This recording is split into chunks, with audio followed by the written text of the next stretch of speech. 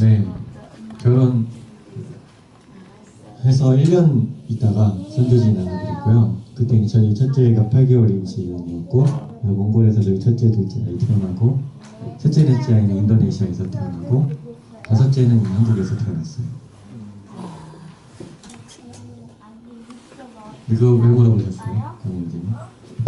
이제 그 자녀를 이제 갖고 있는 상태에서 선교지로 이제 나가시는 게 굉장히 큰 헌신과 결단이 아닐까 그런 생각이 들어서 그런 좀 어떤 고민들을 하셨고 그럼에도 불구하고 이제 선교지에 가시게 됐던 이유나 그런 것들을 알려주셨습니다.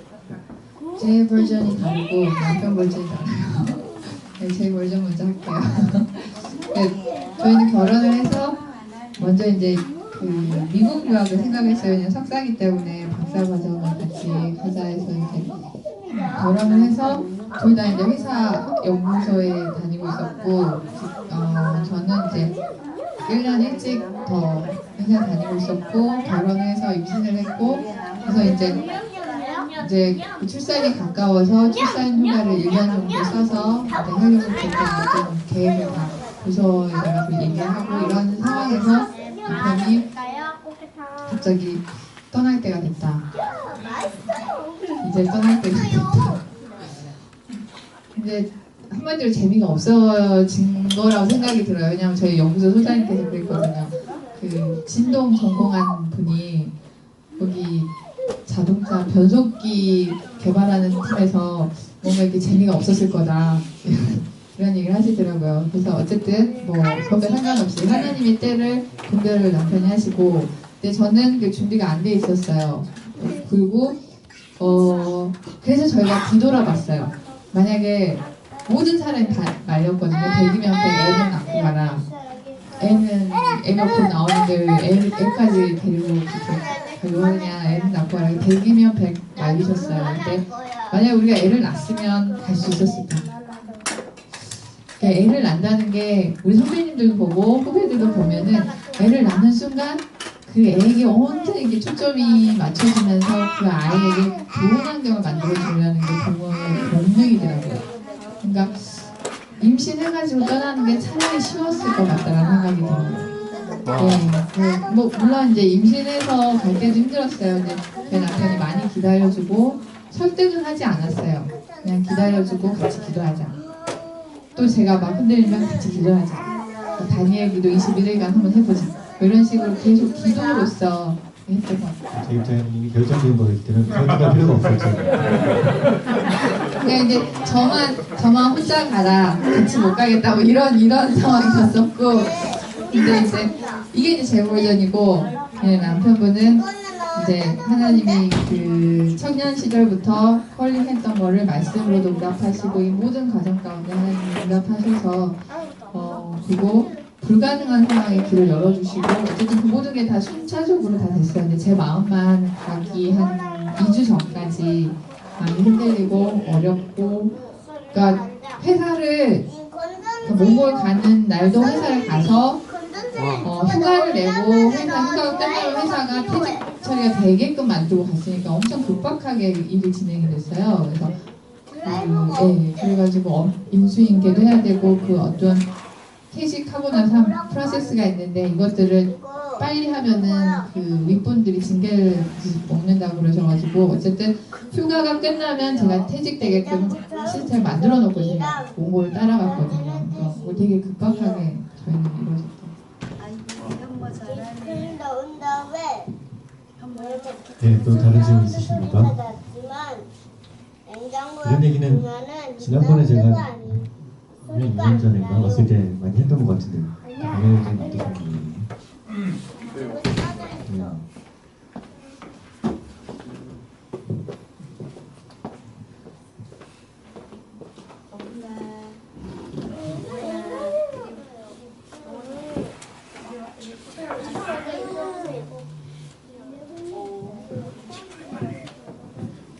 질문 없으면 좀 빨리 끝낼게요. 그 성함이랑 어떤 분인지 잘 몰라서 잠깐 소개 좀 해주실 수 있어요? 네, 기획.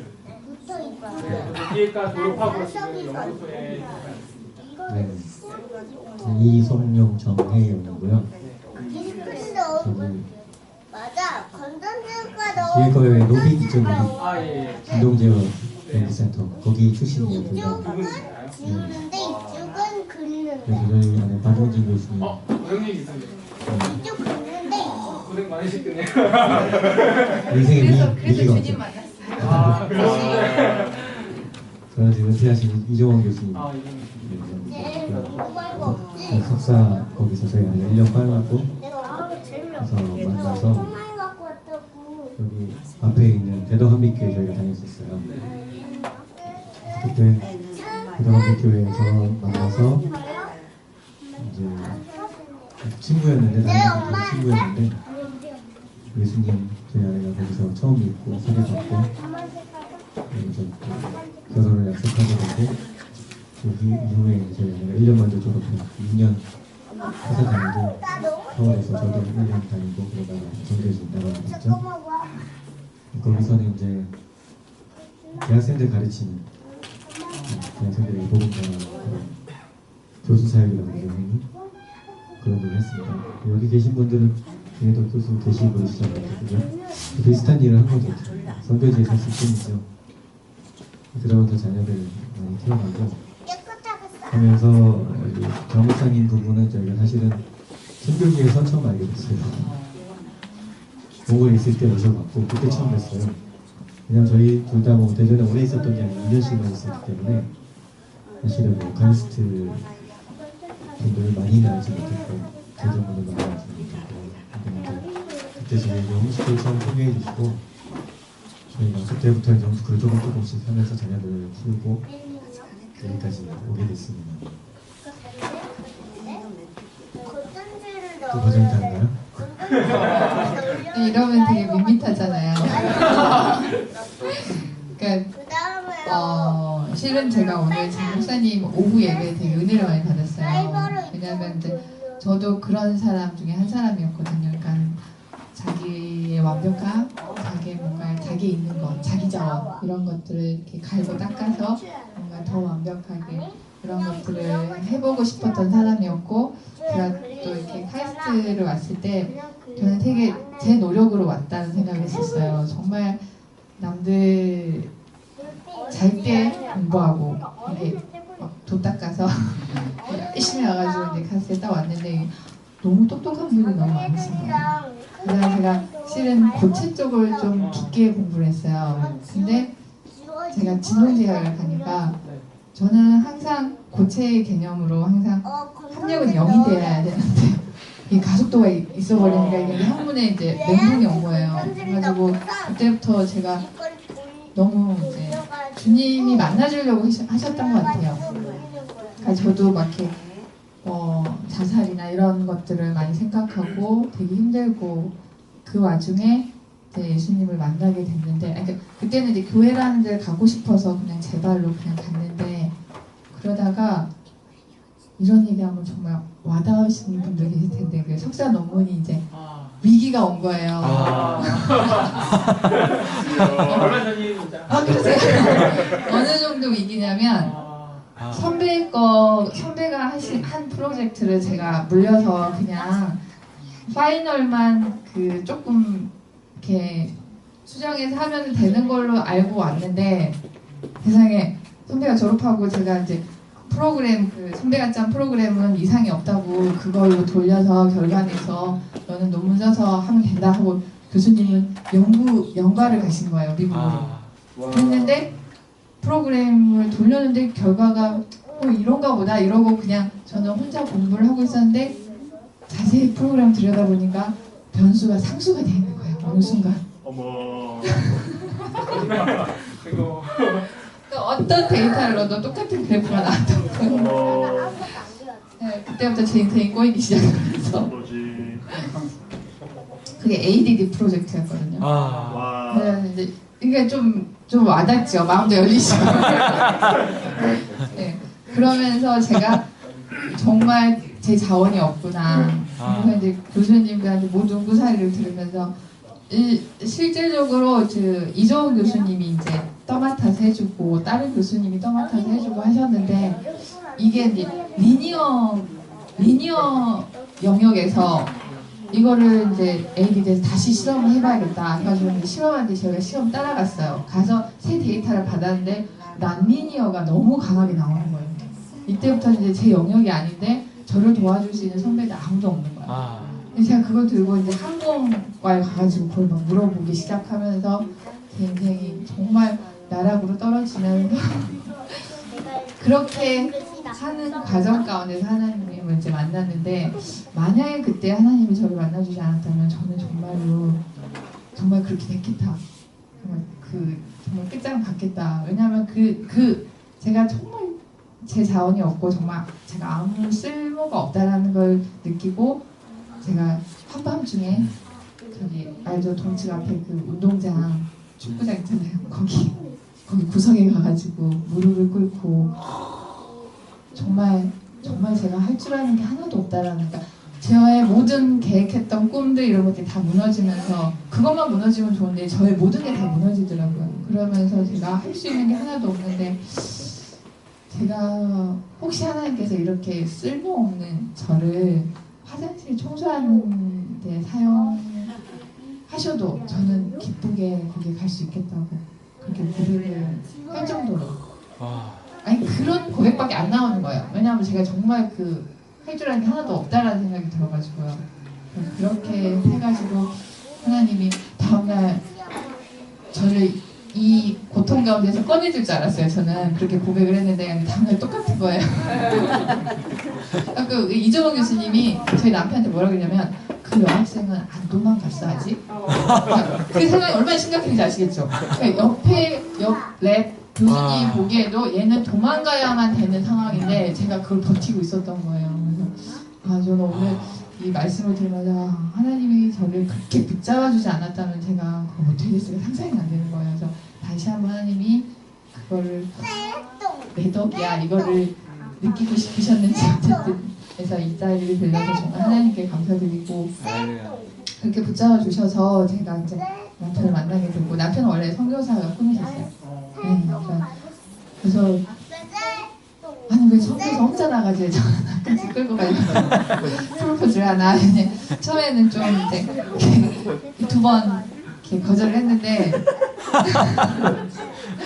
아니 세 번째는 정말 이제 제가 완전히 나락으로 떨어지는데 제가 논문을 쓸 수 있게 그러니까 정말 논문도 완전히 극적으로 그런 이제 얘기를 하자면 밤이 새요. 어쨌든 그게 극적인 드라마를 통해서 제가 그 논문을 들고 서울에 있는 공장에 인쇄 공장에 가서 그 논문 해가지고 다음날 들고 와가지고 도서관에다 이렇게 하는 과정 가운데서 제가 잘못 가져온 거예요.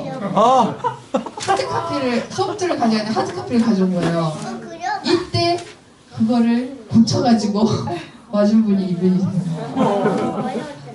혜영아 한 번만 다시 점검해봐. 내가 자전거로 갖다 줄게 이러면서 이렇게 자전거 타고 막 콧물 흘려가면서 이렇게 거기 재본소에 맡겨가지고 그걸 소프트로 막 바꿔가지고 제가 도서관에다 그걸 하면서 정말 마음에 안 들지만 정말 아니 왠지 이분하고 결혼하면 제가 순교할 것 같은 거예요. 아니 지금은 너무 멋지고 근데 원래 못사게 부탁하시냐고 이런 내용이었나요?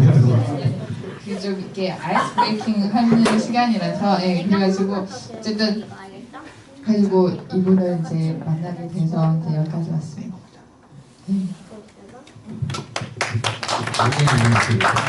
김은택 원이라고. 네. 저는 연료체는 연료체는 어려워가지고 더 할 게 없는 것 같아요. 할 거 없어도 지금 찾고 있어요. 네, 알겠습니다. 감사하고 또 다른 질문 있으세요? 전화? 현화 하셨어요? 아니요. 박사과정 학생이고요. 내가 그린 거야. 네. 역할 분담을 어떻게 할 수 있을지. 왜냐면 자녀가 일단 많잖아요. 분을 만나서 결혼을 하고 가정을 꾸리고 이렇게 만들 텐데 가정 가운데 어떻게 분담을 하시는지 그 가정에서의 역할이 각자에게 따로 있는 건지 아니면 뭐 뭔가 합의가 될 수 있는 건지 뭐 육아 문제도 그렇고 경제적인 것도 그렇고 그런 것들이 되게 궁금했어요.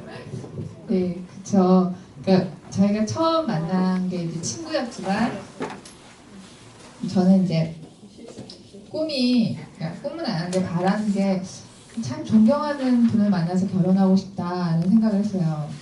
근데 이제 결혼을 했는데 동갑이잖아요. 게다가 제가 선배고 후배고 그러다 보니까 안 되겠다 해가지고 이제 존댓말을 쓰기 시작했어요. 왜냐면 내가 아무리 존경을 하더라도 이 말에서 잘못 나갈 수 있겠다 싶어가지고 때문에 존댓말 쓰면서 하나님이 그때부터 이제 그 여인으로서 이런 것들 가르쳐 주셨으면 좋았을 텐데 그 존댓말은 썼지만 제 안에 그런 걸 배워본 적이 없는 거예요. 가정에서 여자의 역할 이런 것들을.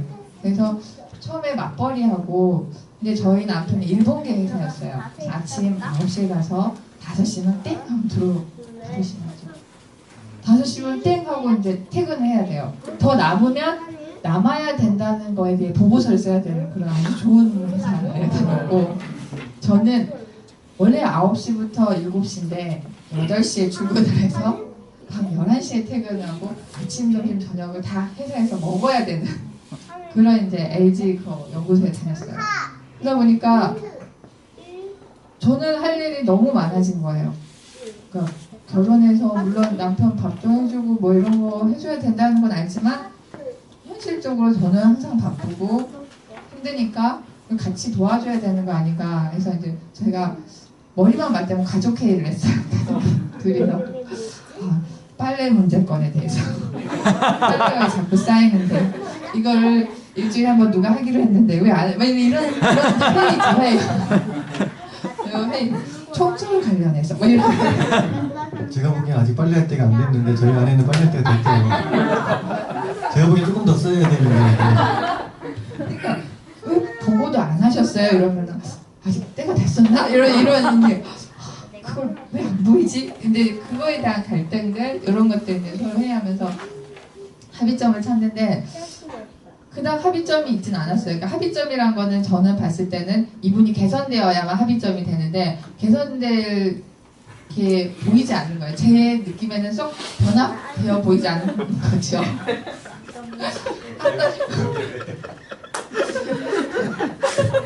기존에 할머니들 좋아요. 제 모습을 보는. 아니 제가 개선점을 이제 개선의 여지에 대해서 많이 포기하게 만들어서. 그래서 이제 근데 그렇게 이제 이렇게 회의하면서 살면 되는데 이제 애가 태어났잖아요. 이게 애가 태어나면서는 정말 한국에서 애를 낳는다는 건 정말 제 생각 비극인 것 같아요. 왜냐면 너무 신경 써야 될 게 많아요. 뭐 산후조리, 바람 들면 안 되고, 뭐 이러면 안 되고, 저러면 안 되고, 안 되는 게 너무 많은 거예요. 성교지 나가보세요. 안 되는 게 하나도 없어요. 진짜로. 그러니까 그거 안 하면 죽을 것 같고, 그런데 그거 안 해도 안 죽고, 오히려 건강하고. 그러니까 하면서 제가 이제 5째를 한국에서 낳는데, 이제 친정 가까운 데서 낳았거든요. 근데 왜 이렇게 많은지 뭐 마지막 애는 산후조리 잘해야 된다부터 시작해가지고 좀 가만히 있어도 별 얘기들이 다 들어오더라고요. 그래서 제가 한번 흔들렸어요. 나 이거 산후조리 해야 되는데, 내가 살아야 되는데, 내가 좀 해야 되는데, 내가 좀 쉬어야 되는데, 어떻게 됐겠어요? 네? 더 아프. 거의 남편이 혼냈죠.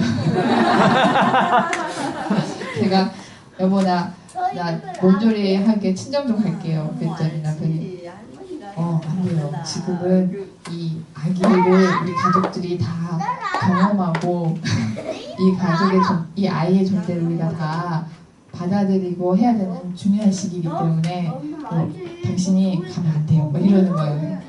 그럼 나 여기서 사는 줄 못하는. 그러니까 저는 그냥 한국에 온 이렇게 세대가 되는 거예요. 그래서 이제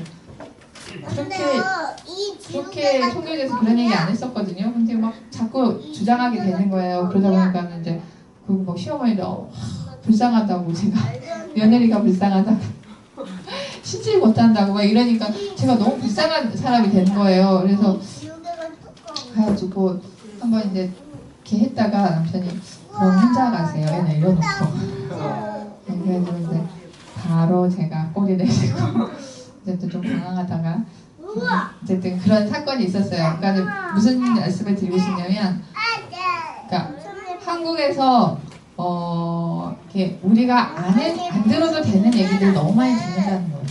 그래서 그걸 좀 분별하면 좋은데, 그러니까 어르신들이 하는 얘기를 무조건 틀리다는 건 아닌데, 어르신들이 하는 얘기 중에 우리가 취할 것들이 있는데 또 취하지 않아도 되는 것들이 있어요. 그래서 저는 그거의 기준을 뭐라고 두냐면, 하나님이 주신 마음은 두려워하는 마음이 아니요 오직 절제한 하나님의 능력, 이 세 가지라고 말씀하시는 그 말씀을 붙잡고, 만약에 시어머니나 친정엄마가 그런 얘기를 했는데 내 마음에 불평이나 불안함이 든 거, 아 이거는 하나님 주신 마음이 아니구나. 그래서 그냥 빨리 버리는 게 가정의 행복을 위해서 좋고요. 그 다음에 이제 집안일 분담에 대해서 말씀을 드리고 싶은데, 처음에는 제가 첫째 낳고 둘째 낳고는 너무 힘들었어요. 막 밥도 차려주고 막 되게 도와줬거든요. 그리고 이거 걸레 짜면 안 되는 거 아니야? 그래서 막 책 보고 저희 남편이 산후조리 신생아 돌보기 책을 완파를 했어요. 무슨 말이냐면 세 번을 정독을 했어요. 그래가지고 내가 여보 우리 애기 배꼽에서 피나는데 여보 몇 페이지 나오는데 그거 괜찮다 이러면서 그럴 정도로. 왜냐하면은 성교지에 아무도 도와줄 사람이 없었잖아요. 그래서 그러니까 그런 우리가 스스로 공부하지 않으면은 안 되는 것들이 있어서, 그러니까 저희 남편이 스스로 막 요리책 사서 하고 막 그래서 많이 하지 않았어요. 네. 근데 어쨌든 그런 많은 노력들이 있었거든요. 근데 둘째를 낳는데 너무 바빠고 집에 안 들어오는 거예요. 그래가지고 그러면서 제 마음이 너무 힘들더라고요. 이거 남편이 도와줘야 되는 건데, 이거 남편이 이거 해줘야 되는 건데. 그러니까는 집안일이 너무 버거워요. 그래서 지금 이제 결론을 말씀드리면 이제 5명 있잖아요. 지금 일이 많겠어요. 첫째 낳았을 때 일이 많겠어요. 첫째. 지금 일이 많죠. 아니, 실질적으로 절대적으로 절대적으로 봤을 때는 일이 엄청 많죠. 근데 지금 마음이 훨씬 편하고 쉬워요. 왜냐하면 첫째 때는 이게 다 내 일이라고 생각해본 적이 없어요. 당연히 남편과 분담해서 합의해서 서로 이해하면서 도와줘야지. 남편은 밖에 나갔다 오니까 나를 도와줘야지 라는 생각 때문에 제가 계속 그거에 매여 있는 거예요. 근데 남편도 밖에서 주말에 일하고 오잖아요. 전 그걸 몰랐어요. 전 밖에 나가면 좋게니까 남편은 밖에 나가서 좋은 줄 알았어요. 그 얘기를 좀 해야 될 것 같아요. 이게 내방 기다릴 수 있어. 내방 일로 가야 돼. 언제부터 너 했어요? 불편 네. 그 또뭐 시킬 때? 이제 아내들을 살리기 위해서 이제 얘기를 하는 건데, 이런 얘기들을 막 이렇게 진행이 되잖아요. 그러면은 얘기가 계속 이런 식으로 진행이 되잖아요. 어디로 가는 줄 아세요? 역시나 남편들은 부족해요. 근데 아내들은 훌륭해. 아내들은 잘하고 있는데 남편만 좀 바뀌면 좋을 텐데 그거 안 되니까 그냥 대충 용납하고 살아야지. 이러면서 화기애애하게 분위기가 끝나요, 여러분. 근데 거기에 아주 큰 속임이 있는 거예요. 그렇게 접근하면은 아내가 절대 행복해질 수가 없어요. 왜 그런가 하면은 이제 성경으로 이제 돌아가는 건데, 하나님이 아내들을 돕는 배필로 지었잖아요. 근데 우리 인류가 죄를 범하고 나서 하나님이 하와한테 너는 남편을 원할 것이고 남편이 널 다스릴 거라고 했거든요. 남편을 원한다는 게 뭔가 하면은 분명히 자기가 돕는 배필로 지음심을 받았기 때문에 자기가 도와줘야 되거든요. 근데 자기가 도움을 바라는 거예요. 그 남편을 자기의 리소스로 여기는 거예요. 남편을 자기의 리소스로 여기는 아내들은 절대 행복할 수가 없어요. 왜요? 그거는 창조 섭리를 벗어나기 때문에. 근데 처음부터 나는 남편을 돕기 위해서 존재하는 존재야 라고 딱 가정을 해놓고 우리 바운더리 컨디션이 뭐냐에 따라서 이게 다 수렴값이 달라지잖아요. 바운더리 컨디션을 뭘로 놓느냐가 너무 중요해요. 나는 원래 남편을 돕는 존재야 라고 딱 컨디션을 만들어 놓으면은 그때부터 얼마나 쉬워지는지 몰라요. 근데 그렇지 않고 남편은 나를 도와줘야 되는 존재야, 내가 이렇게 힘든 거는 남편이 나를 돕지 않기 때문이야 라고 생각하는 순간 그때부터는 하나님이 안 보여요. 왜냐하면은 지금 돕는다는 게 물질적으로 돕는 걸 말하는 건가요? 말을 안 하는 물리적인 도움을 말하는 건가요? 모든 영역에서 네, 이렇게 말씀이 오고 제 적용이 들어가야죠. 네, 그러니까 제가 첫째 때 정말 남편이 나의 도움이 어디서 올고 남편이 퇴근하면 온다. 뭐 이런 마음이 있었던 거예요. 네.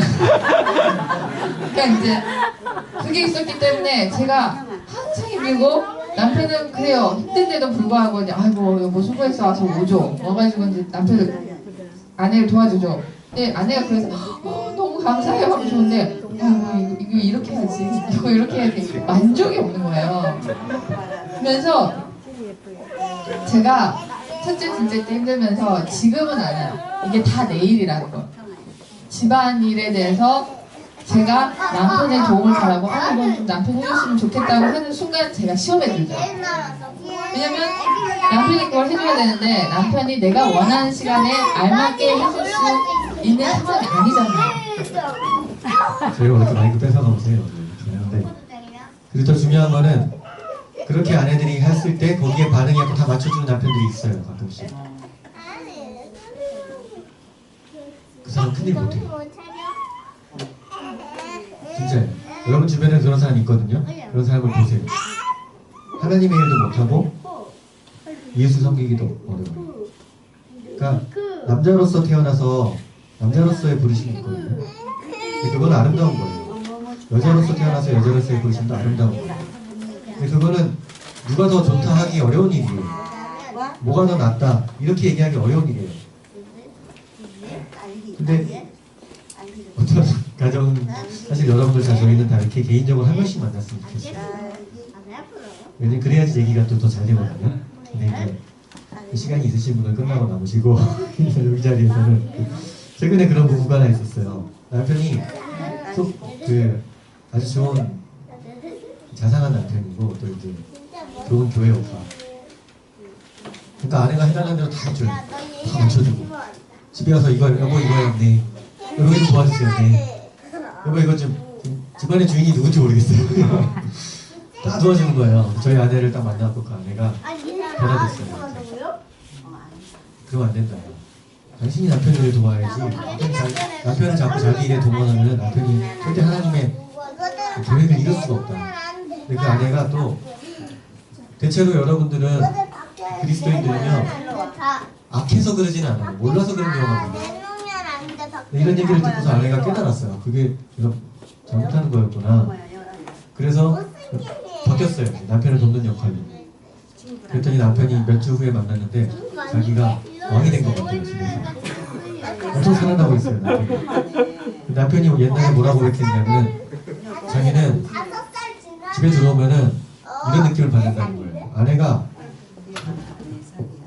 남편이 이제 아내가 하루 종일 남편 시킬 일을 이렇게 리스트업을 해놓는 것 같다라는 거예요. 딱 들어오면은 이거 하라는 게 자동으로 나오는 거 보니까 하루 종일 나 시킬 일을 생각하고 있지. 이렇게 얘기를 할 정도로. 그러니까 근데 지금은 남편이 고백해요. 이제 비로소 집이 자기가 쉴만한 장소가 됐다. 제가 남편들이 이해 못하는 게 하나 있어요. 뭔가 하면은 왜 시댁에 갔다 오면 그게 힘들지? 지원이 그럴까 아주 맛있게. 사실 시댁 가서 뭐 아무것도 안 했잖아. 몸이 쉬라고 하고 뭐. 지원이 근데 아내들은 시댁에 가 있는 것 자체가 스트레스인 거예요. 아무것도 안 하고 있어도 계속 뭔가를 생각하고 있고 계속 뭔가를 신경 써야 되고 그거 자체가 굉장히 힘든 일이에요. 남편들이 이걸 이해를 못해요. 근데 제가 이 말로 설명을 해주면은 이해를 해요. 여보, 남편이랑 밥 먹으러 가는 게 그렇게 힘들어? 남편의 생각이거든요. 아내들은 그게 힘든 거예요. 이해가 안 돼요. 왜 힘든지. 제가 남편들에게 이걸 이해시켜 드릴게요. 그게 얼마만큼 힘든 일인가 하면은 직장 상사랑 그냥 재밌게 등산 가는 일이랑 똑같은 거예요. 그냥 직장 상사랑 가볍게 저녁 식사 하러 가는 거랑 똑같은 거예요. 그게 결코 쉼이 안 돼요. 거기 가서도 일인 거예요. 반대로 아내들은 또 이해해야 되는 게 똑같이 직장 생활을 해도 여러분 느끼셨을 거예요. 직장 생활 해보신 분. 직장 상사가 있는데 이 사람은 남자예요. 근데 이 사람이 자기 남자 부하 직원을 대하는 거랑 여자 부하 직원을 대하는 게 달라요. 다시 말하면 이 여자 부하 직원은 이 직장 상사의 관계에서 이 남자 부하 직원이 느끼는 것만큼 스트레스 받지 않아요. 근데 여러분 아내들이 꼭 아셔야 되는 게 뭐가 있냐면은 그래서 아내들이 똑같이 일하고 들어왔기 때문에 이게 언페어하다고 느끼는 거예요. 똑같이 일하고 들어왔는데 왜 내가 더 해야 되지? 근데 여러분 남편들이 직장에 그냥 가 있기만 해도 여러분이 시집에서 느끼는 스트레스를 받아요. 그런데 남편도 처가에서 스트레스 느끼실 텐데요. 그러지 않아요. 남편들은 처박하면 좋아요. 아닌 경우도 있는 거예요. 드문기는 한데 대체적으로 봤을 때 그냥 좀 할 말이 있나 보지? 좀 특별하게 그렇긴 한데 물론 모든 이 성경의 모든 법칙에 예외가 있어요. 성경에 나오는 계명이 아닌 이상, 십계명이 아닌 이상 모든 거에 예외가 있습니다. 근데 대체적으로 봤을 때 그런 정도의 온도차가 있다는 거예요. 그래서 왜냐하면은 수고하여 땀을 흘려야지만 먹고 살 수 있다라는 그 계명이기도 하고 저주이기도 하고 축복이기도 하고 그 하나님의 말씀이 남자들에게 주어졌기 때문에 그래요. 남자들은 그 삶의 무게를, 세상의 무게를 지고 가는 사람들이거든요. 거기에 대한 좀 이해가 필요해요. 제가 비유로 말씀드렸는데 이 비유가 굉장히 잘 통하더라고요. 질문 드리고 싶은데요. 말씀해주시는 맥락과 모든 부분들에 약간 전제되어 있는 부분이 그렇죠. 남자와 여자가 하나님 앞에서 지음받을 때 존재적으로 다른 역할과 다른 부르심을 부여받았다라고 하는 것이 전제되어 있는 것 같아요. 그렇죠. 그런데 지금 현재 세상을 보면 양성평등을 얘기하고 그리고 또 교회 안에서도 굉장히 그 적극적인 그런 남자와 여자가 완벽하게 동일한 선상 안에서 어떻게 서로 돕는 배필이냐를 얘기하는 것이 요즘에 더 보편적으로 듣게 되는 그런 것들인데 말씀하시는 그것에 깔려있는 그 전제가 어떤 성경적인 근거로 우리가 그런 믿음을 선택해야 하는지에 대해서 좀 말씀해 주시면 좋을 것 같아요. 중요한 부분을 얘기해 주셨어요. 제가 그 얘기를 사실 하고 싶은 거거든요. 놀라면 뭐예요? 남자와 여자가 다르게 창조받았잖아요. 겉모습도 다르고 성향들도 많이 다르고 놀라면이 뭐예요? 예외적인 경우도 있기는 하지만 할머니 놀라. 그리고 역할들도 굉장히 다르다는 거는 너무 중요한 이해예요. 이 이해가 없으면은 망치로 못을 뽑아야 되잖아요. 못을 튀어내리잖아요. 그리고 뽑을 땐 장도리를 뽑아야 되잖아요. 역할이 다른 거거든요. 근데 장도리로 이 못을 쳐 박으려고 그러면 되긴 되는데 힘든 거예요. 망치의 뭉툭한 부분으로 못을 뽑으려고 그러면은 어떻게 하면 되긴 되는데 뭐가 많이 부서지는 거죠. 이 역할을 이해하는 거 너무 중요해요. 예를 들면 이런 거예요. 거기에는 진짜 기도 형님 얘기한 것처럼 하는 속임이 있어요. 남자 여자 평등한가? 평등하죠. 왜냐면은 둘이 한 몸이잖아요. 그런 의미에서 평등해요. 근데 예를 들어 자녀 하나를 놓고 본다 했을 때에 결혼 안 한 아직 자녀 낳지 않은 자매들이 꼭 알아야 되는 게 있어요. 저도 몰랐는데 그냥 둘이 결혼해서 직장 다닐 때는 비슷하게 여겨진 것들이 많았어요. 그러니까 저도 집안일을 더 도우려고 하고 막 이렇게. 근데 저희 아내가 임신을 하고 애를 딱 낳고 나니까 아하, 나 이거 안 할래. 제가 할 수 없는 일들이 있는 거예요. 그리고 저희 아내에게는 누가 시키지도 않았는데 저희 아내가 변한 거예요. 무슨 소린가 하면은 한 생명이 딱 태어나잖아요. 그러면 이 엄마는요, 자기의 모든 시선과 모든 에너지가 거기로 가게 돼 있어요. 자다가요, 아기가 뒤척만 해도 그냥 깨버려요, 엄마가. 너무 피곤한데 그냥 깨져요. 근데 저는 두렁거리고 자요. 울어야 깨요, 저는. 근데 그게 대부분의 엄마들이 그래요. 근데 그게 왜 그런 거냐?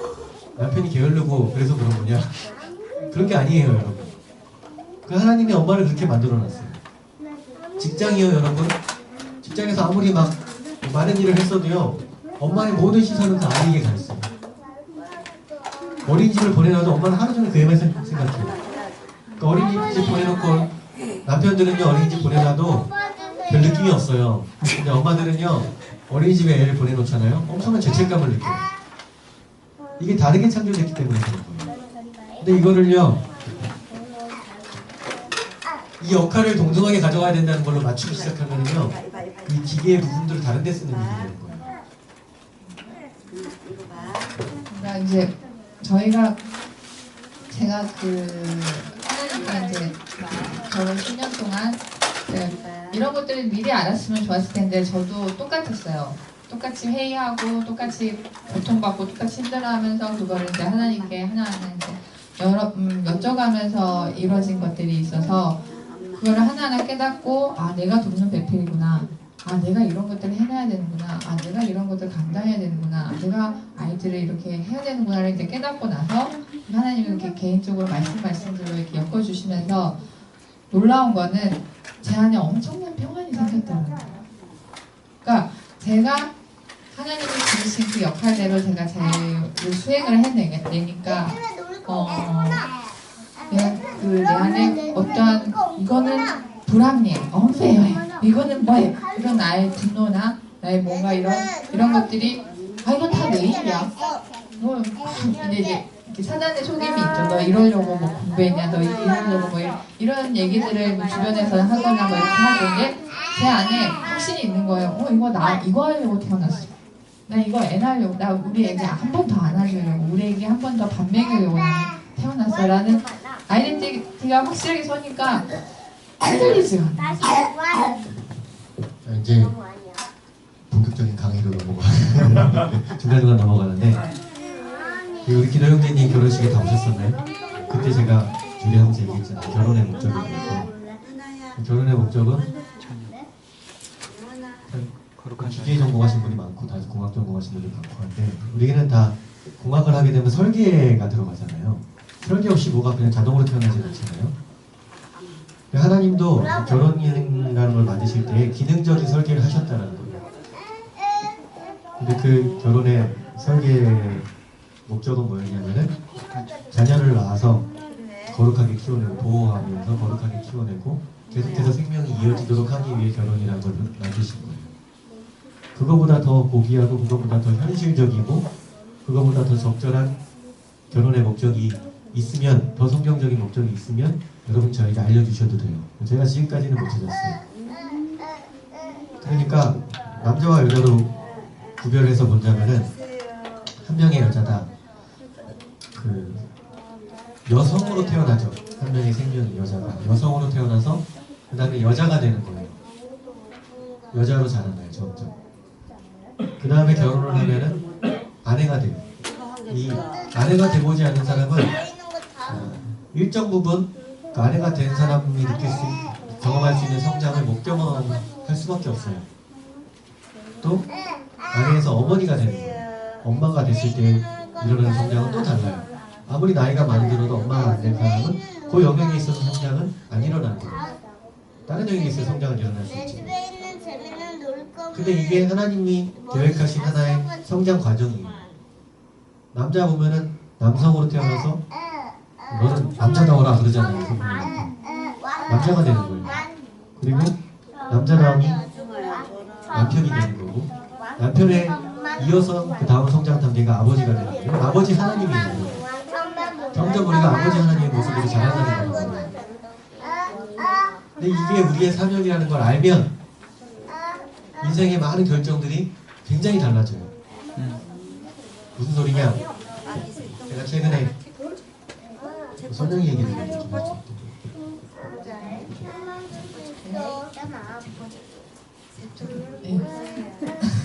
네, 저기 저가 이제 그 석사 동기가 있었어요. 친구인데 나이도 같고 그래가지고 이제 같이 걔도 논문 때문에 힘들어하던 애였는데 기도도 많이 하고 그래가지고 이제 같이 둘 다 동시에 이제 서울 LG로 이제 취업을 했어요. 하고 저는 먼저 결혼하고 걔는 몇 개월 있다가 결혼하고 그랬어요. 그래가지고 저는 이제 남편 갑자기 가자 그래가지고 퇴사하고 몽골로 떠나고 그 친구는 애를 셋을 낳으면서 육아휴직을 3년 6개월을 쓰면서 회사에 계속 붙어 있었어요.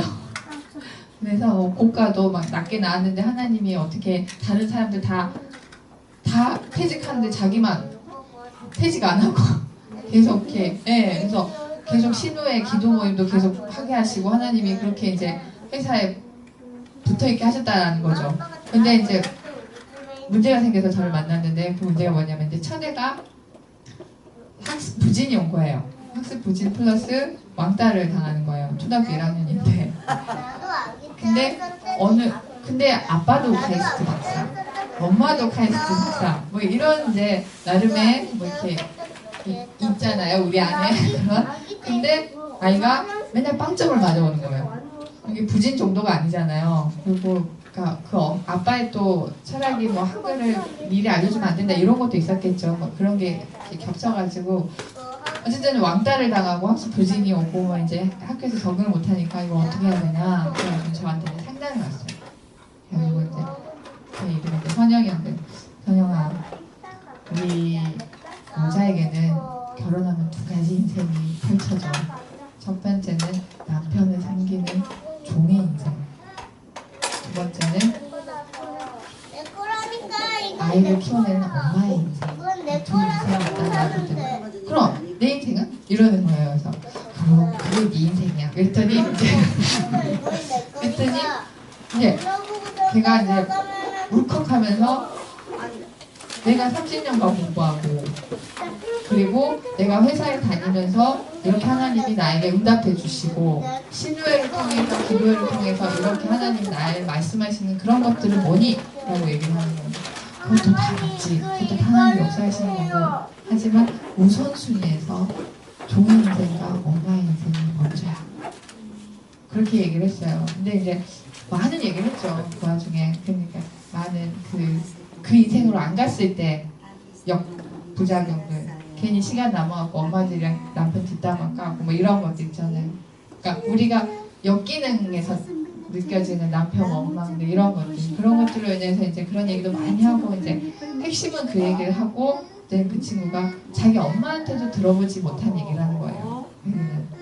본사님이신데 아유 인생 살아야지 애는 나중에 되면 좋아져 인생 살아 경력이 아깝잖아 항상 계속 그렇게 얘기를 하는 거예요 엄마는.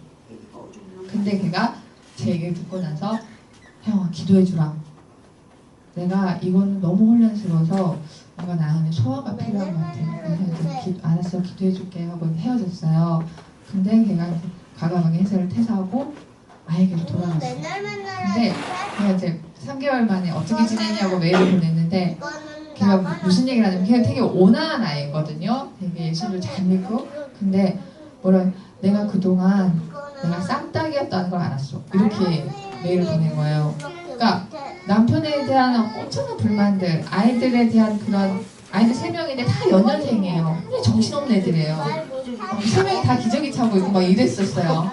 네. 한번 방문하면 와, 난리도 아닌 그런 집이었는데 근데 자기가 참지 못하고 분노했던 것들에 대해서 지금은 참아지고 그게 웃음이 지어지고 그게 이해가 되어지고 그러니까 본인의 자유로 돌아오니까 그러면서 본인이 자기가 쌍딱이었다는 거예요. 자기가 그거에 대해서 용납을 못했었다는 거예요. 근데 그게 본인의 자유이 아니었기 때문에 그랬다는 걸 몰랐었는데 돌아오고 나니까 애는 금방 좋아지고요. 첫째 애는 둘째 셋째도 너무 예뻐지고 이것들을 자기가 경험하지 못했으면 얼마나 아쉬웠을까 이런 메일을 보내왔더라고요.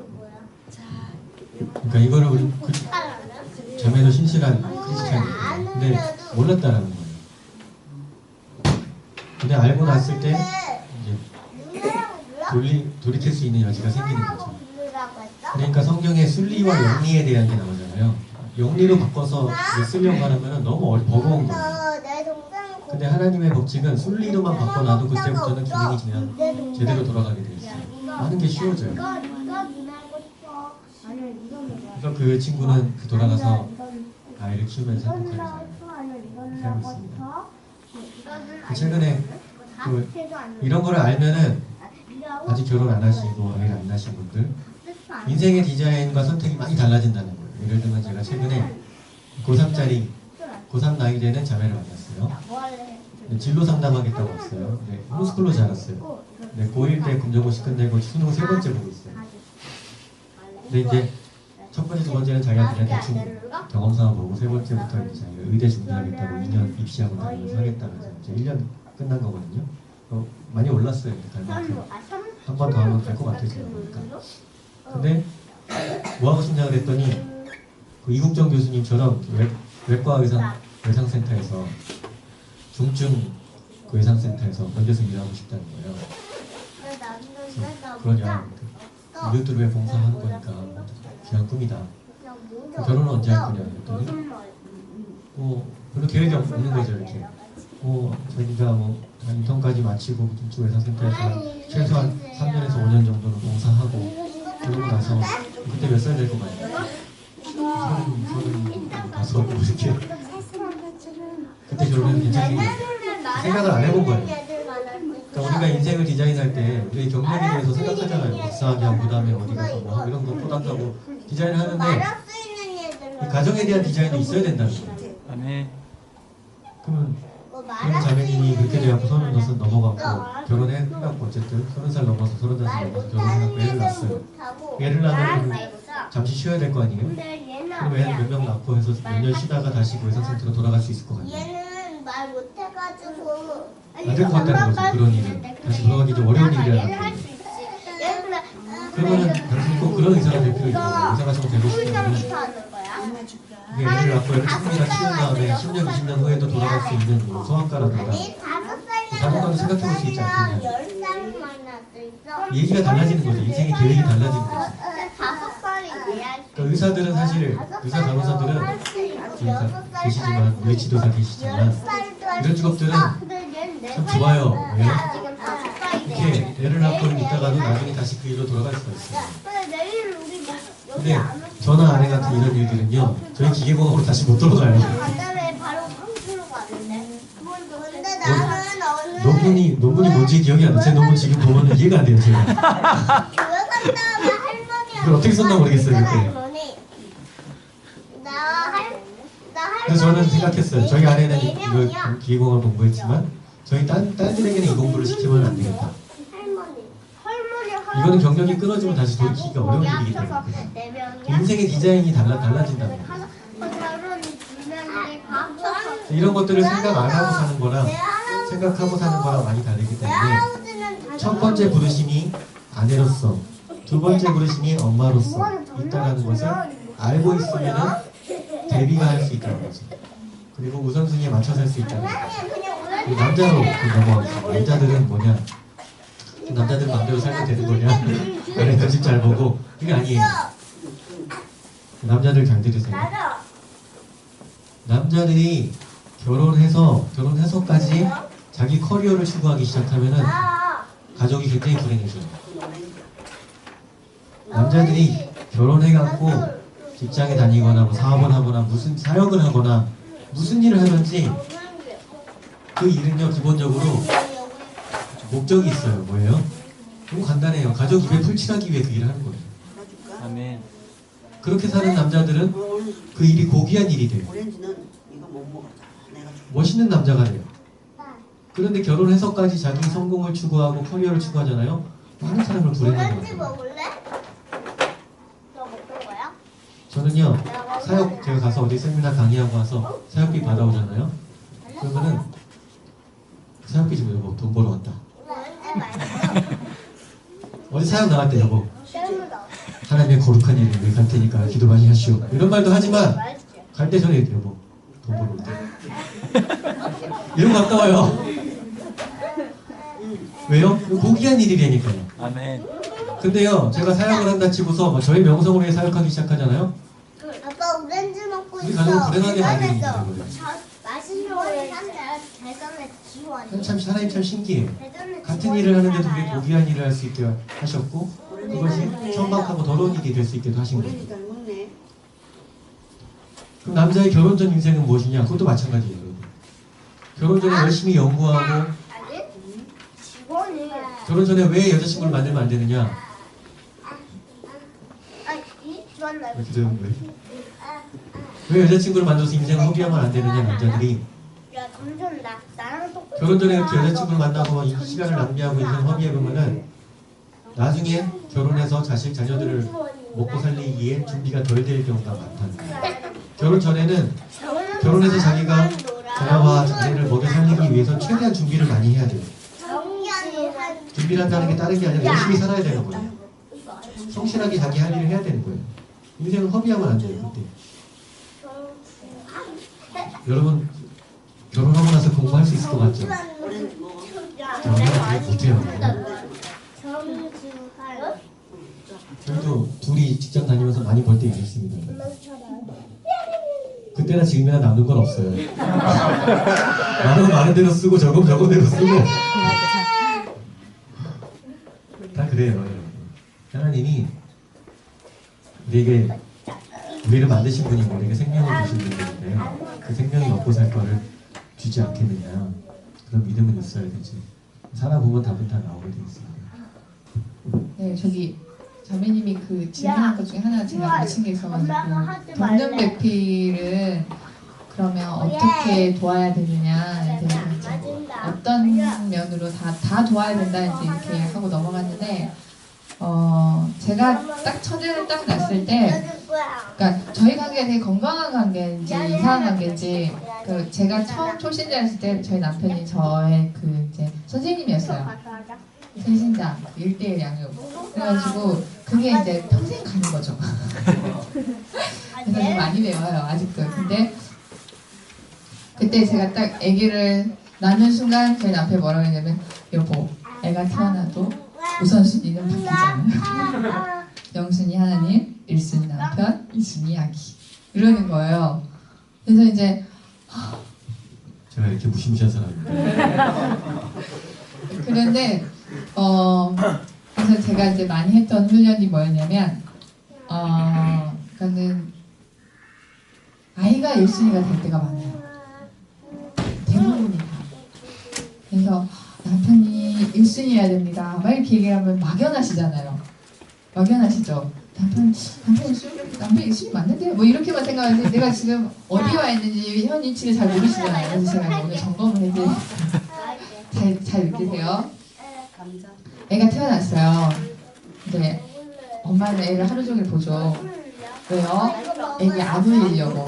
그래서 애 보고 애가 좀 찡찡대면 안고 안아주고 씻겨주고 방긋방긋 웃어주고 하잖아요. 마침 남편이 들어왔어요. 그래서 이제 저녁을 먹어야 돼요. 그래서 남편한테 아이를 맡기고 전 저녁을 지으러 이제 하는데 계속 찡찡대는 거예요. 찡찡대는 소리가 되게 들려. 근데 급기야 애가 막 우는 거예요. 그러면 이제 제가 막 달려가가지고 누구를 나무래요? 남편을 나무라죠. 애를 나무라지 않고. 그쵸? 그죠? 당연하죠? 당연하다 생각하죠? 그 당연함이 지금 우선순위가 애한테 가 있는 거예요.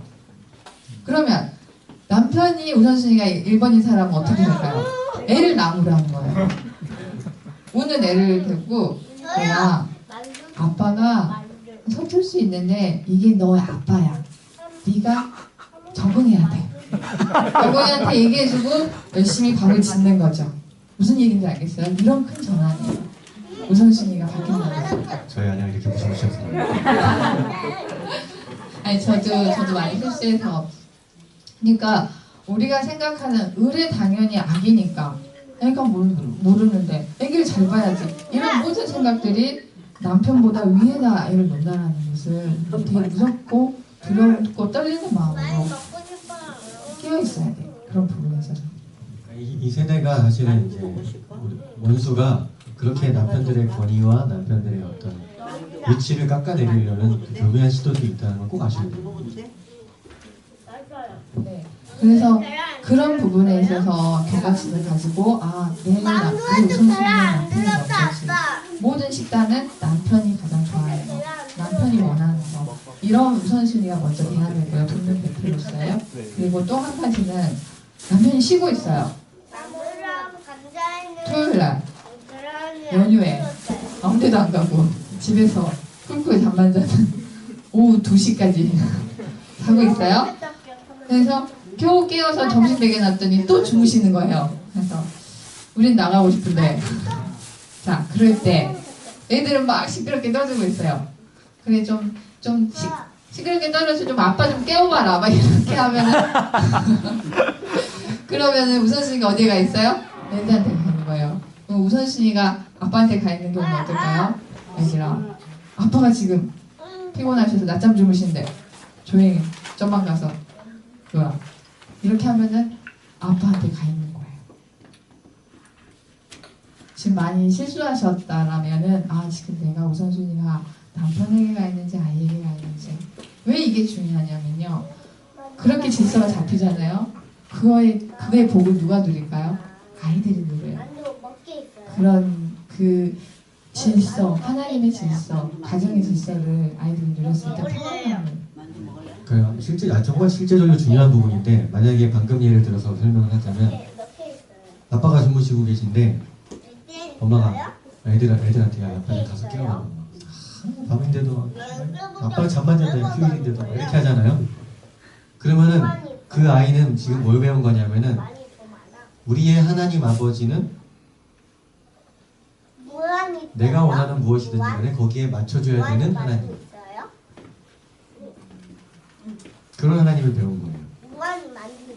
근데 아빠가 이해되지 않을 때, 이 중요한 게 그게 포인트예요. 아빠가 이해되지 않는 모습을 보일 때, 그때 뭔가 깊은 뜻이 있을 거야. 우리는 그래도 아빠를 존중하고 아빠에게 맞춰줘야 돼 라고 배운 아이들은 성경에 이해되지 않는 게 나올 때 믿을 수 있는 아이들이 되는 거예요. 이 영역에서 해결이 되지 않는 사람은요, 자기 중심으로, 아이 중심으로 자녀 양육을 받고 자란 사람들은요, 나중에 커서 신앙생활할 때도 똑같은 모습이에요. 자기가 마음에 들을 때는 하나님한테 잘해요. 근데 하나님이 말씀에서 됐건 일상생활에서 됐건 자기가 이해되지 않는 모습을 보이잖아요. 탁 돌아서 이렇게. 아빠를 어떻게 대하는가가 하나님을 어떻게 대하는가의 척도예요. 그것 없이 하나님께 순종을 가르친다는 건요, 여러분, 그건 어불성설이에요. 그건 그냥 이론이지 실험으로 안 되는 일이에요. 이론이에요, 이론. 그렇죠. 그래서 돕는 배필로스의 우선순위를 가지고 물심양면으로 도와야 돼요. 그러니까 남편이 뭔가 이거 근데 이렇게 해야 돼. 그러면은 애들아 잠깐, 아빠가 엄마한테 일 시켰어. 그거 먼저 해야 돼. 하고 그거 먼저 처리할 수 있는, 그러니까 사명이 물론 애들 키우고 애들 밥도 주고 애들 해야 되지만 우리의 삶은 첫째 사명이 남편 섬김이고 남편을 돕는 배필이라는 거를 깨닫는다면 어떤 상황에서도 어떤 환경에서도 남편을 도와야 된다는 걸 자각하고 있으세요. 그렇다고 해서 자매들은 또 뭐 일을 절대 하면 안 되고 뭐 남자들만 일을 해야 된다 이런 얘기를 하고 있는 건 아니에요. 프란시스 셰퍼 보면은 그 에디스 셰퍼가 쓴 책을 보면은 자기는 남편이 그렇게 사역을 하고 또 공부를 하고 책을 읽고 하는 거 그거를 돕기 위해서 자기는 삭발해지기를 했다는 거예요. 그렇기 때문에 돕는 배필의 일이 될 수도 있어요. 그래서 어디까지나 우선순위에 대한 부분이지 어떤 모양이 꼭 이래야 된다는 걸 딱 정해놓는 거는 또 사실은 좀 그 무리가 있습니다. 제가 아직 소화를 못 시킨 부분인데 아내가 남편을 돕는 배필이라는 건 나 파란색이야. 내 옷 잡았어. 어쨌든 두 사람이 함께 두 사람이 아니겠죠. 뭐 어쨌든 남편과 아내가 한국에서 살아가면은 사람과 사람이 살면 당연히 서로 돕는 것도 있는 거잖아요. 그러니까 아내가 기본적으로 남편을 돕는 배필이라는 건 아이덴티티에 대한 거 말고 서로 돕는 역할을 당연히 해야 되는 거라는 생각이 드는데 그런 점에서 남편이 가정에서 어떤 역할을 할 수 있는가에 대한 명확한 이해가 잘 안 돼요.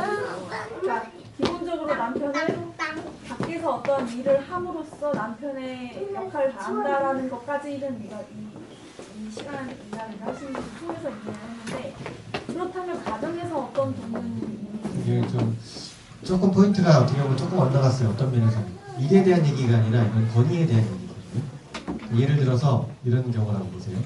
아내가 지금 남편의 도움이 필요해요. 그런 상황이 있어서는 안 된다는 얘기가 아니거든요. 그런 상황이 있을 수 있어요. 그때 근데 아내가 여보 이거 좀 해주세요. 여보 이거 좀 해요. 여보 이거 하면은 이미 자기가 남편을 조종하고 있는 거죠. 근데 남편의 권위를 인정하는 사람이라 할지라면 똑같은 사안이라 할지라도 접근 방법이 달라진다는 거예요. 예를 들면 저는 아내한테 이걸 가르쳐요. 남편으로서. 뭐라고 가르치냐면 여보 나도 당신을 돕기를 원해요. 내가 당신을 돕기를 원하는데 당신은 나한테 명령하는 존재는 아니야. 당신이 도움이 필요한 일이 있으면 어떤 도움이 필요한지 나한테 자세하게 얘기를 하세요. 부탁을 하세요. 그리고 최종 결정은 나한테 맡겨. 들어줄지 안 들어줄지 마음을 키우는. 왜냐하면 저는 한 사람의 가장으로서 내가 지금 이 일을 빨리 처리해갖고 가족의 생계에 도움이 되는 이 일을 먼저 해야 될지 아니면 그 일을 포기하더라도 가족의 정서를 위해서 아내와 지금 아이들을 돕는 게 더 중요한 일일지 그거를 결정해야 되는 입장에 있거든요. 근데 밑에서 결제 올리는 사람이 결정을 해서 오면 이건 난감한 거예요. 다만 제가 모든 상황을 아는 건 아니기 때문에 여보 애들이 요즘에 이런 상황인데 이번 주말에 아이들을 한번 꼭 데리고 나가는 게 좋을 것 같아요. 어떻게 생각하세요? 시간 좀 되세요? 이렇게 물어보면은 합당한 얘기를 하잖아요 지금 그죠? 그럼 그거를 이루기 위해서 또 남편들이 해야 되는 그 프로세스가 있단 말이에요. 근데 그런 걸 싹 무시하고 모든 걸 결정하신 아내들은 꼭 그렇게 결정한 것만은 아닌데 그런 뉘앙스로 얘기할 때가 많이 있다는 거죠.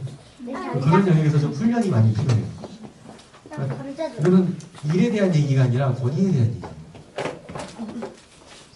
남편분들이 아내를 많이 도울 수 있도록 충분히 지혜롭게 할 수 있는 영역이 많이 있다는 거예요. 그러니까 이제 뭐냐면은 그러니까 여자들 같은 경우는 대부분 이렇게 많이 계획을 많이 세워요. 오늘은 이러니까 이렇게 해서 이렇게 하면 좋겠다는 게 머리 싹 나오잖아요. 계획을 세워서 그 계획이 어긋나는 것도 되게 힘들어하고 그리고 미리 남편한테 오늘은 뭐 계획 없어요? 오늘 뭐 할까요? 오케이. 그러면 이제 우리 막 머리가 돌아가면서 계획이 세워지잖아요. 그런 계획들에 대해서 틀어진다 하더라도 그것에 대해서 우리가 그것을 우리 계획대로 이뤄간다는 생각 자체를 조금 내려놓으라는 거예요. 최종 권위가 남편에게 최종 결정 권위가 남편에게 있다는 것만 확실히 하면 사실 무슨 얘기도 다 할 수가 있어요. 그러니까 이제 그런 거예요. 오늘 어디가 열린다는데 이렇게 하면 너무 좋을 것 같아요. 이렇게 했지만 여기까지만. 너무 가고 싶은데 여기까지만. 지혜로운 아내라면은 근데 거기 이렇게 해가지고 제가 너무 가고 싶어요. 여기까지. 메시지까지만. 그러면 남편은 알았어. 그러면 시간 되면요. 이렇게 여기까지만 하면은 이제. 그러니까 그게 주님께서 이 모든 것을 그러나 나의 뜻대로 마시고 아버지의 뜻대로 하옵소서 하는 것처럼 그 마지막 그것만 넣어주면은 권위를 넘어서지 않는데 그게 우리가 훈련이 안 돼 있다 보니까 또는 보고 자란 게 없다 보니까 우리도 모르는 사이에 그 손을 막 넘나준단 말이에요. 그렇게 되면은 남편들이 더 도망가요. 더 안 들어줘요. 그러니까 이 아내들을 살리기 위해서도 이러한 이해와 기준들이 필요하다는 거예요. 그리고 거기에 남편 아내 관계 가운데서 우리가 여러 경로를 통해 배워온 여러 가지 속임들을 많이 걸러내야 돼요. 정말 많이 걸러내야 돼요. 예를 들면 이런 거 있죠. 젊은 사람들 요즘에 집안일 얘기하면은 남편이 집안일 많이 도와주세요. 이러면 아내들 바로 나오는 얘기가 뭐예요? 돕는 게 아니다. 그렇죠. 집안일 당연히 하는 거지 돕는 게 아니에요. 원래 나눠서 하는 거예요. 생각하기 시작하면요 금방 우울증 찾아와요. 그런 말에 속으면 안 됩니다. 이거는 원래 다 내가 해야 되는 일이고 내가 남편을 도와야지 생각하는 사람에게는 그러니까 성경 말씀이 딱 맞아요. 이게 자기 목숨을 얻고자 하는 사람은 자기 목숨을 잃고 자기 목숨을 잃고자 하는 사람은 자기 목숨을 얻는 거예요. 말씀하신 말씀 중에 결혼을 하고 공부를 하면 가정이 되게 힘들어질 수 있다고 말씀해 주셨는데 그 공부를 하는 목적이 그냥 자기만의 커리어뿐만 아니라 가정을 위해서라면은 과연 어떻게 달라질 수 있을지. 그러니까 뭐 제가 드리는 지금 말씀들이 사례들로 얘기한 거나 이런 것들은 아무튼 예외들이 좀 있을 수 있는데 말씀한 것처럼 그런 상황도 예외 상황이 될 수 있어요. 왜냐하면은 남편들은 좀 멀리 봐주게 있어요. 확실히 남자들은. 그것도 물론 개인차가 있습니다만 대체로 평균적으로 봤을 때. 근데 아내들은 확실히 안정을 추구해요. 근데 이게 주님이 주신 우리 안에 절묘한 밸런스거든요. 둘 다 모험을 해버리면 그 가정이 어떻게 살아남겠어요? 둘 다 안정을 추구해버리면 어떻게 하나님 나라가 이루어지겠어요? 그게 절묘한 밸런스란 말이에요. 그러니까 아내들이 안정을 추구하는 게 죄는 아니에요, 여러분. 그러니까 아내들은 남편이 직장 관두고 공부한다고 하면 엄청 불안하죠, 이거. 그러나 남편이 어떠한 특별한 뜻이 있어서 더 멀리 보고 있기 때문에 그걸 하고 있다는 것을 믿고 그렇다면 내가 여기서 무엇을 도울까? 생각할 수 있는 여지가 생긴다. 나도 많이 먹고 싶어. 아내들이 이렇게 생각한다면 남편들은 그럼 나는 원하는 대로 뭐든지 할 수 있어 이렇게 생각하지 말고 형님 선생님 방금 얘기해 주신 것처럼 정말 제가 공부를 미래를 위해서 자녀들과 아내를 위해서는 2, 3년을 내가 공부를 해서 좀 더 한 단계 올라서야 되겠구나 라는 고민으로부터 시작한 거라고 아브라함이 될 수 있겠죠. 아브라함이 갈대우를 나간다고 했을 때는 얼마나 불안했겠어요, 가족들이. 근데 아브라함은 가족들을 살리기 위해서 나간 거예요. 자기 자손들이 다 망가지고 없어지지 않고 자손들을 하나님의 뜻에 따라서 살리기 위해 생명을 주기 위해서 그 길을 갔단 말이에요. 그렇습니다.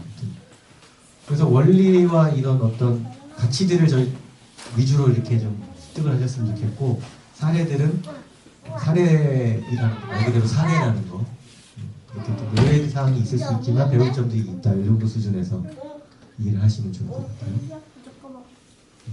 저는 그 박사과정 공부하는 성함이 학생 어떻게 되시나요? 한솔찬이라고 합니다. 솔찬님. 네.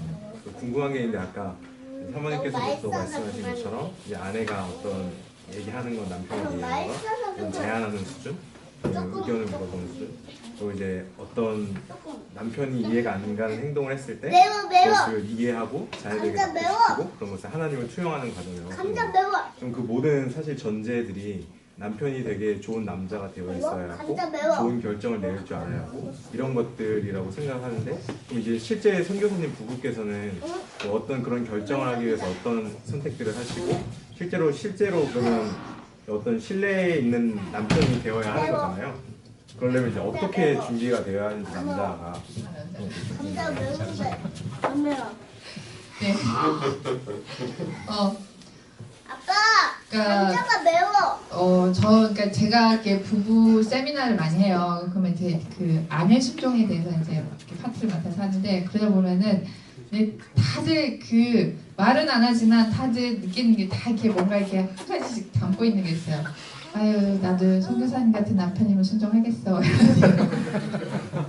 이게 있는 거예요. 모든 게 아내분들이 그래서 그걸 다 계세요. 이제 아니다 하면서 이제 저희 일상생활 어떻게 사는지를 다 이제 낱낱이 말씀을 드려서 한마디로 얘기하면 이성룡이라는 사람이 얼마나 어처구니 없는 사람인지 그런 것들도 얘기를 한다는 거예요. 네. 왜냐면 이렇게 마음이 열려야 되니까 그런 식으로 해서 요지는 그거예요. 남편의 어떠함과 상관없이 아내 된 자로서 순종해야 되는 마땅히 순종해야 되는 건 말씀에 나와 있고 그래서 우리는 순종해야 됩니다. 그리고 남편의 권위에 대해서 물론 좋죠. 선생님이 이제 뭔가 아버지로서 뭔가 남편으로서 준비해야 될 것들에 대해서 이제 말씀을 드릴 텐데 아내 된 자로서 또 해야 될 거는 남편이 어떠한가 상관없이 세워드리는 거. 그러니까는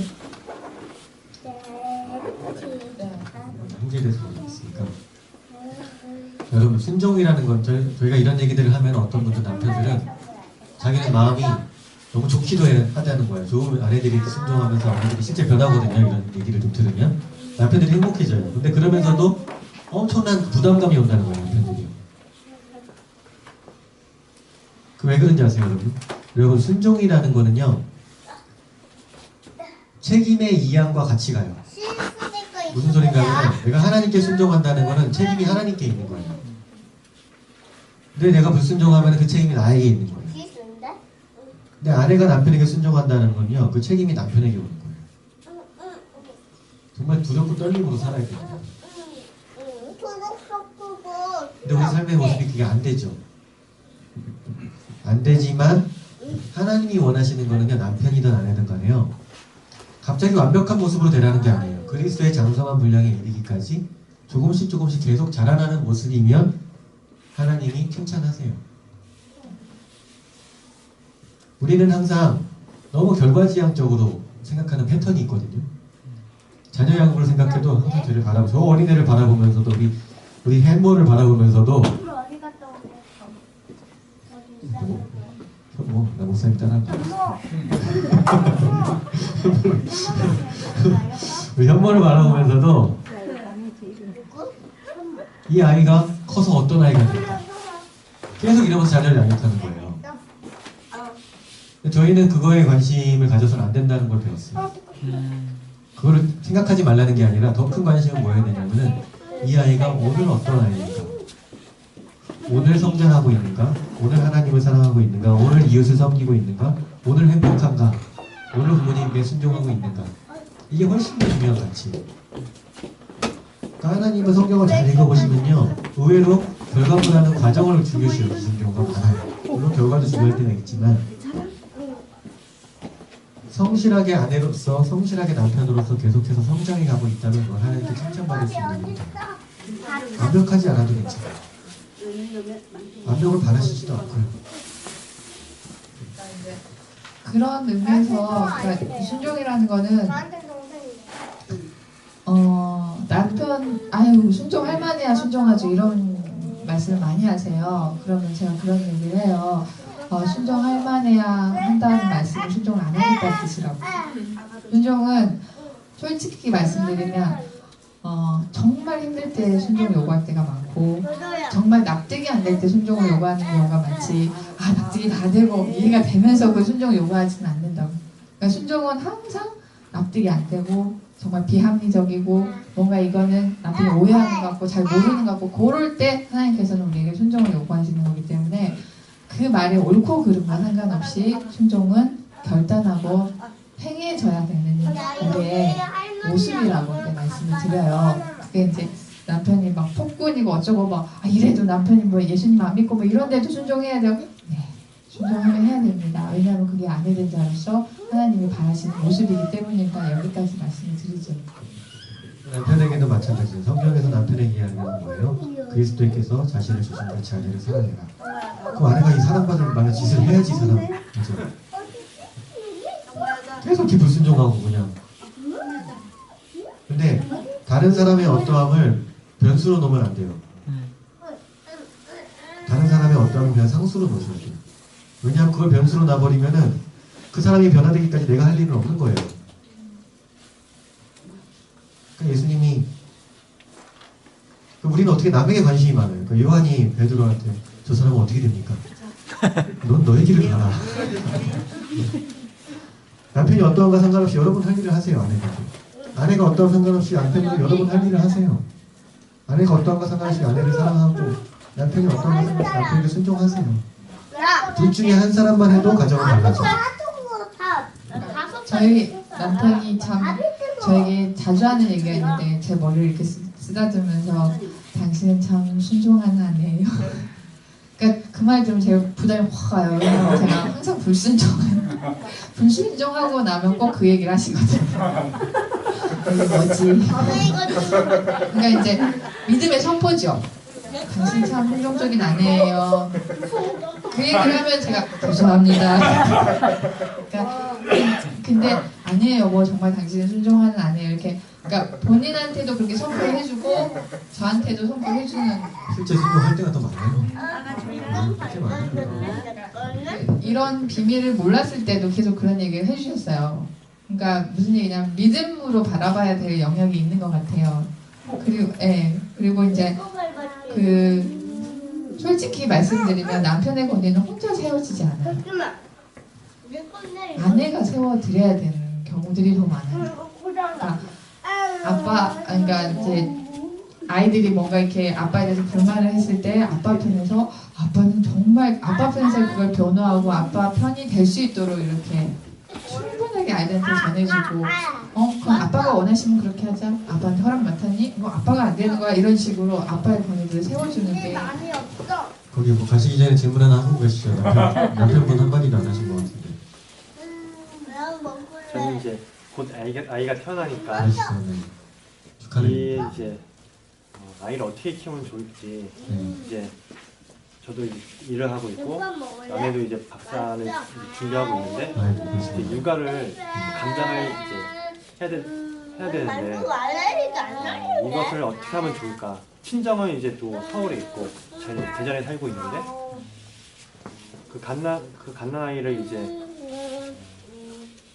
몇 개월 동안은 저희가 보고 이제 어린이집을 보내야 될 것인가 아니면은 뭐 다른 방법이 있을 것인가가 지금 현재로서 이제 그 고민인 것 같아요. 그렇죠. 네. 얘기가 길지만 짧게 하면 우리가 결혼의 목적에 대해 아까 얘기했잖아요. 뭐가 우선순위가 높은지를 우리가 이해했다면 이미 아이가 태어나면은 아빠와 엄마의 그 우선순위가 거기에 맞춰지는 게 좋다는 거예요. 아이가 태어났는데도 내 이전 패턴 그대로 살고 있다. 이거는 이미 아이가 방치되고 있다는 뜻이에요. 그래서 모든 하나님이 주시는 지혜와 열심과 방법을 강구해 갖고 그 아이를 우리 품에서 남의 품이 아니라 하나님이 주신 가장 따뜻한 품이 가정의 품에서 아빠 엄마의 품에서 키워낼 수 있는 방안을 강구하셔야 돼요. 어떠한 희생을 치르더라도 어떠한 대가를 치르더라도. 저도 해보니까요.